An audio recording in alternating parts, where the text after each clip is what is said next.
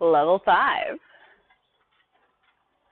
All right, so we did our O's, and then we did some 1s, and some 2s, and some 3s, and some 4s.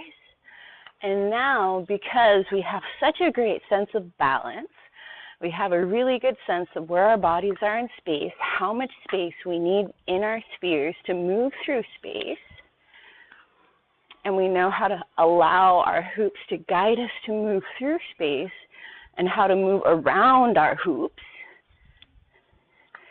We're ready to work with 2 hoops because our bodies already know what to do because we've been practicing those other levels. And since we've been practicing those other levels, there's the law of facilitation, which means it gets easier to do things the more we practice them.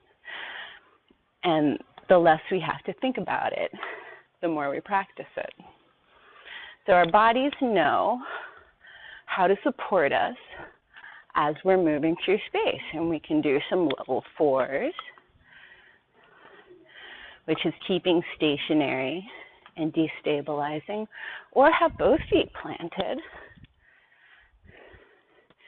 But when we start out, we probably want to keep our spheres as a stationary sphere so that we get used to moving both of our arms and don't have to think about our greater environment and what's in it. As long as our spheres are clear, then we know that we are free to move and explore space. Now with 2 hoops instead of 1 hoop, so we can start with both sides at the same time, doing the same things. You can have 2 hoops the same sizes or 2 hoops different sizes. 2 hoops different sizes play differently than hoops the same sizes because this one will go into the other one. And that changes the dynamic, and that makes it fun. We can try doing different things with different arms. And what does that feel like? Is it challenging to do different things with different arms? It is. See, I'm going to make this one go this way and this one go this way. All right. And change directions. And that's kind of fun. It's challenging. It's tricky, but simple. Or don't think about it. Just move.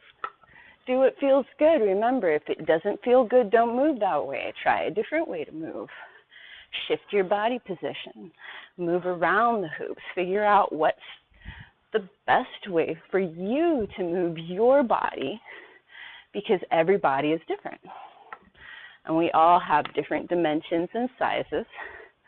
And if we learn how to move through space with the hoops to guide us,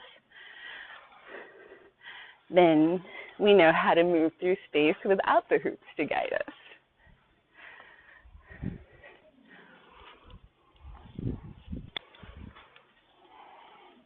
And when you're ready, you can start picking up your feet and moving around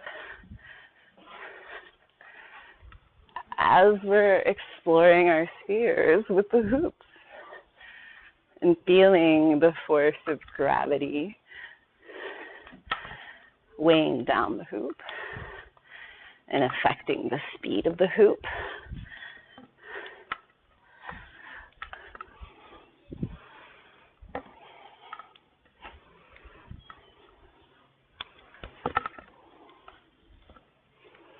And remember to breathe.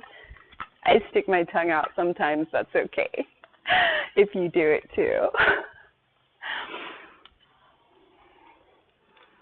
But I try to catch myself and remember to breathe, because then if our mouths are closed and we're breathing through our nose, we're probably not going to bite our tongues,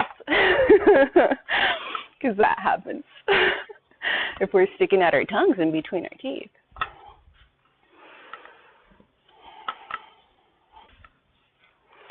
We can experiment with balancing and moving the hoops in different ways, interacting with each other.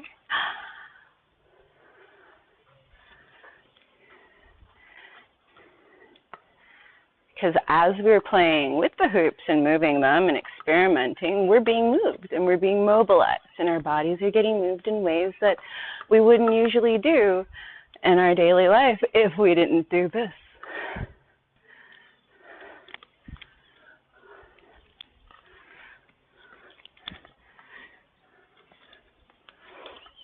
And that is level 5. You can take your time getting here.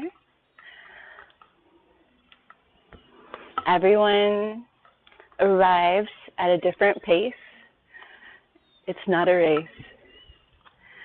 So, thank you, and I hope you liked it, and I'll see you next time.